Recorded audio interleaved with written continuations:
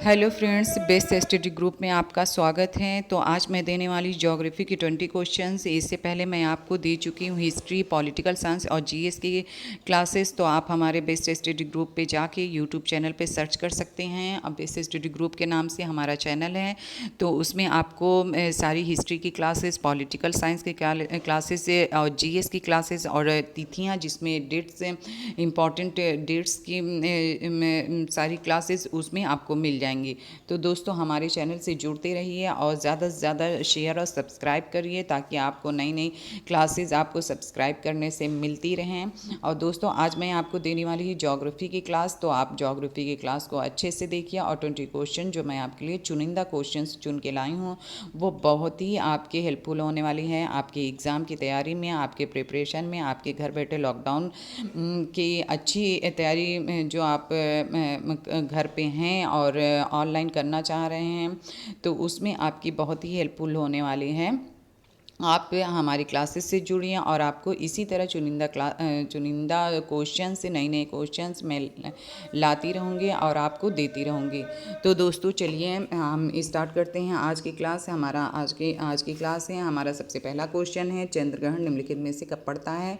तो हमारा पहला है पूर्णमास, अमावस्या, प्रथम चतुर्थी और तृतीय चतुर्थी। तो ये आपका ए सही है। पूर्णमास को चंद्रग्रहण पड़ता है। चंद्रग्रहण कब पड़ता है? तो पूर्णमास को पड़ता है। हमारा सेकंड क्वेश्चन है, निम्नलिखित ग्रहों में वो कौन सा है जिसका कोई उपग्रह नहीं है? तो सभी है दोस्तों, आप जानते हैं कि सबसे छोटा ग्रह होता है बुध, और जो छोटे ग्रह हैं उनके पास अपने उपग्रह नहीं हैं, और जो बड़े ग्रह हैं उनके पास ज़्यादा उपग्रह हैं। तो इस तरह आप वो लगा सकते हैं, आइडिया लगा सकते हैं दोस्तों। तो देखिए, और इसमें बुध सही है, डी सही है आपका।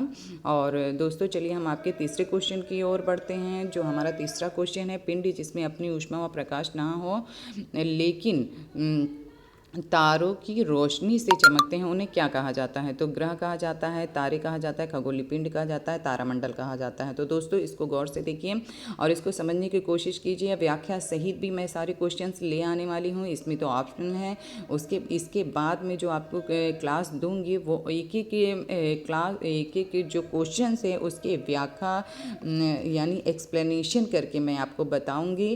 तो दोस्तों, हमारे जो पुरानी क्लासेस है उसको भी देखिए और न्यू क्लासेस है जो हम देने वाले हैं उसके लिए आप सब्सक्राइब करिए, और इससे भी बेहतरीन क्लास मैं आपके लिए लाने वाली हूँ। तो ये हमारा ग्रह सही होता है यानी ए सही होता है। तो दोस्तों, चलिए हम अपने चौथे क्वेश्चन की ओर बढ़ते हैं। निम्नलिखित तिथियों में से किसमें ग्रीष्म अयनांत होता है? तो दोस्तों देखो, ग्रीष्म कहा जाता है जब जब गर्मी होती है, तो गर्मी के दिनों को ग्रीष्म अयनांत बोलते हैं। तो 22 दिसंबर को ठंड होती है, 21 मार्च, 23 सितंबर और 21 जून। तो इससे आप अंदाज़ा लगा सकते हैं कि कब है। तो इसलिए दोस्तों, इसको देखिए, ये डी सही है, 21 जून सही है। 21 जून को आपका ग्रीष्म अयनांत होता है। तो हमारा चलिए पांचवा क्वेश्चन है। पांचवा क्वेश्चन, एक एक क्वेश्चन दोस्तों ये आपके लिए मोस्ट इंपॉर्टेंट है, क्योंकि इसमें जब भी हम जिस भी एग्ज़ाम में बैठते हैं, वो चाहे आपके सीटेट के हो, टेट के हो, जूनियर एडेड भर्ती जो आने वाली है, प्राइमरी जूनियर, जिसमें भी आप बैठेंगे, इसमें से 4 से 5 क्वेश्चन तो पूछे ही जाते हैं और पूछे जाएंगे, क्योंकि ये सारे क्वेश्चन आपकी ज्योग्राफी, जीएस और हिस्ट्री में भी शामिल होते हैं। तो दोस्तों देखिए, इसका डी सही होता है। पृथ्वी एवं सूर्य के मध्य अधिकतम दूरी की स्थिति को किस नाम से जानते हैं? उपसौर को, अपसौर को, विषुव को, संचालन को। तो ये अधिकतम दूरी जो होती है उसे हम संचालन के नाम से जानते हैं। चलिए दोस्तों, हम आपके 6 क्लास देखते हैं। पृथ्वी द्वारा सूर्य के चारों तरफ घूमने को क्या कहा जाता है? कक्षीय समतल कहा जाता है, घूर्ण कहा जाता है, प्रदीप्त वृत्त कहा जाता है, या परिक्रमण कहा जाता है? तो दोस्तों, ये परिक्रमण सही है, क्योंकि घूर्ण तो कहा जाता है तब जब पृथ्वी अपनी ही दूरी पे चक्कर लगाती है। अपनी ही दूरी पे जब पृथ्वी चक्कर लगाती है तो उसे हम घूर्ण कहते हैं। और जब सूर्य के चारों ओर चक्कर लगाती है, अपने कक्ष में होती है तो उसे हम परिक्रमण कहते हैं। इसी तरह दोस्तों हमारा 7वां क्वेश्चन है। 7वें क्वेश्चन को भी गौर से देखिए। ग्रहों के निम्नलिखित समूहों में से किसके चारों ओर छल्ले हैं?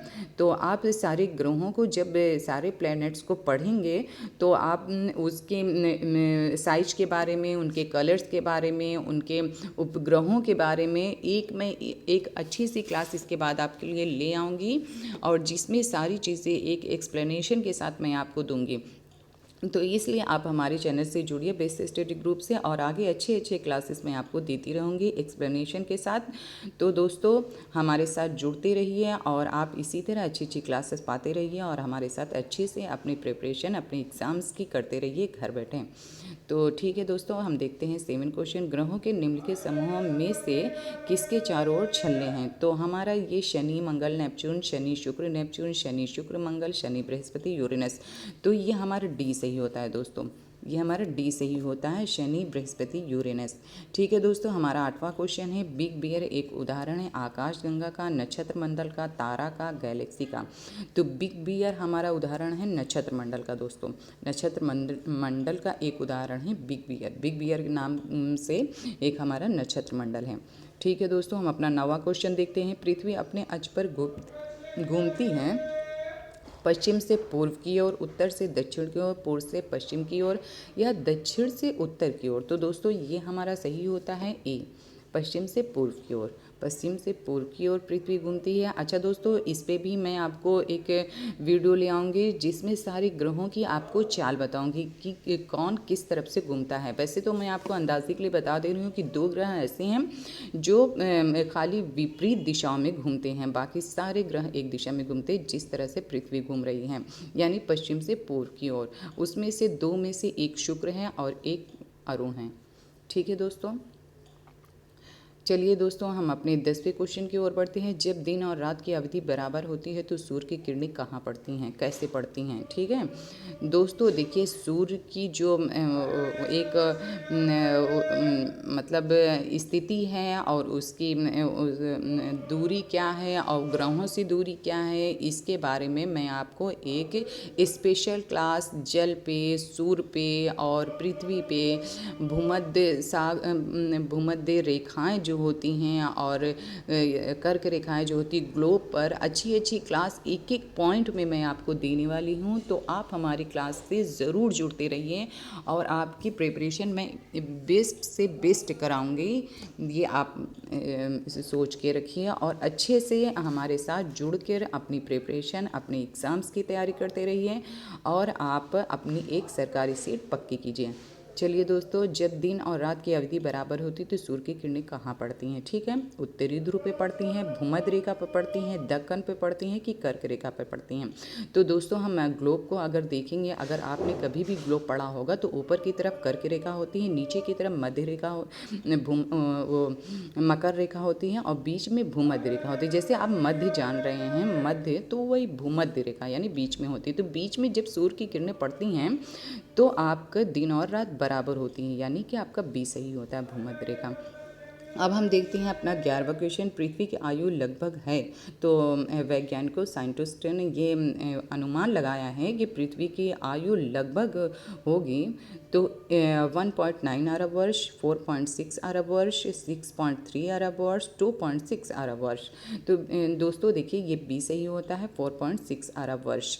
ठीक है, उसके बाद हम अपना 12 क्वेश्चन में आते हैं। एक दिश नौपथ संबंधित है बोन प्रक्षेप से, मौलविक प्रक्षेप से, खमध्य प्रक्षेप से, मार्केटर प्रक्षेप से।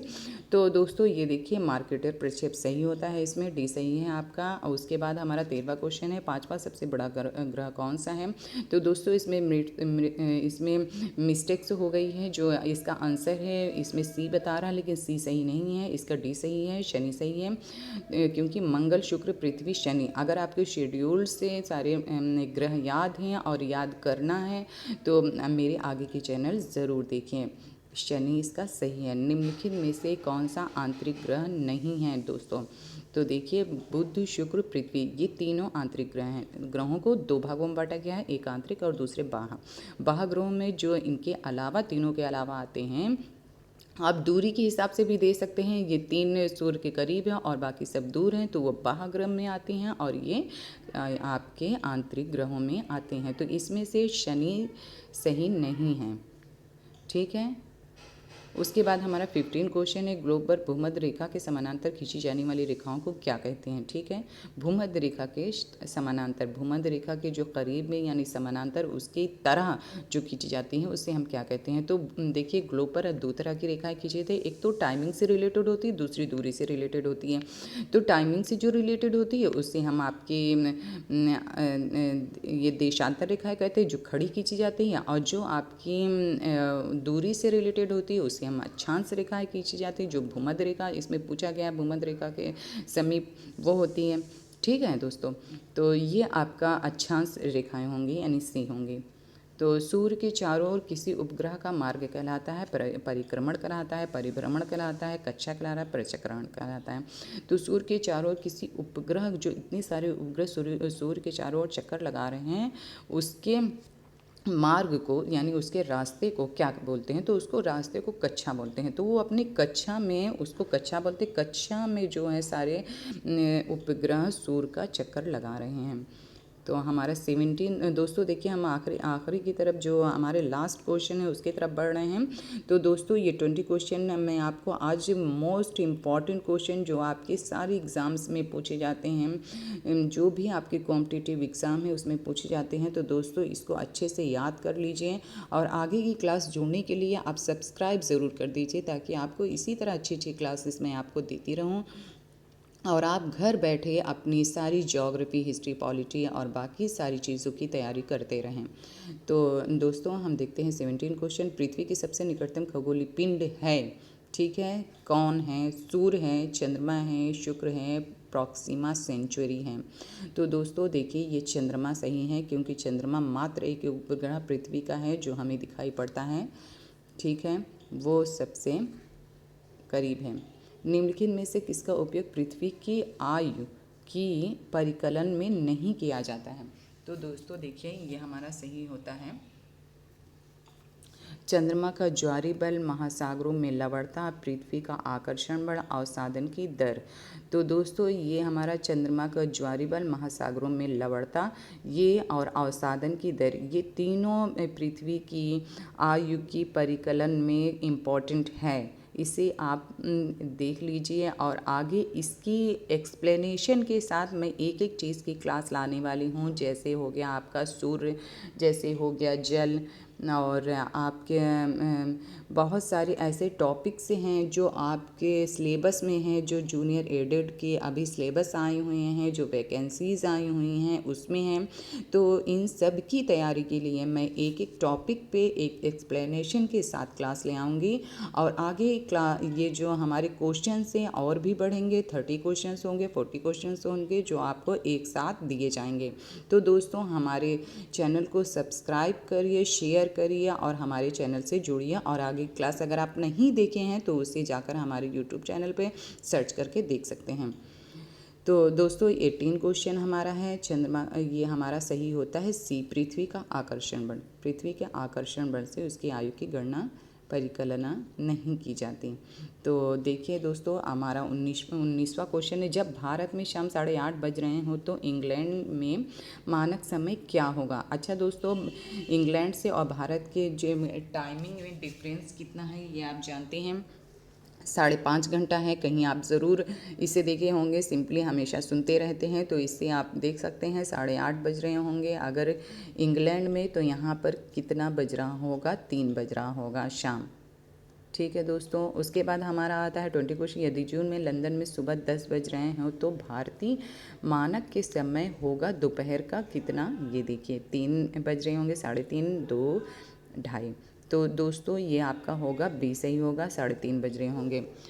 दोस्तों देखिए ये मैं आपके सारे क्वेश्चंस दे चुकी हूँ जो 20 क्वेश्चंस हैं, और आप इसी तरह हमारे क्लासेस से जुड़िए और हमारे साथ जुड़िए, बेस्ट स्टडी ग्रुप चैनल से जुड़िए, जिससे आपको अच्छी अच्छी क्लासेस इसी तरह मैं देती रहूँगी। और कुछ ही दिनों में लाइव क्लासेस भी शुरू होने वाली है, तो आप दोस्तों अच्छे से तैयारी अपनी करते रहिए। ओके, थैंक यू दोस्तों, thank you for watching my video.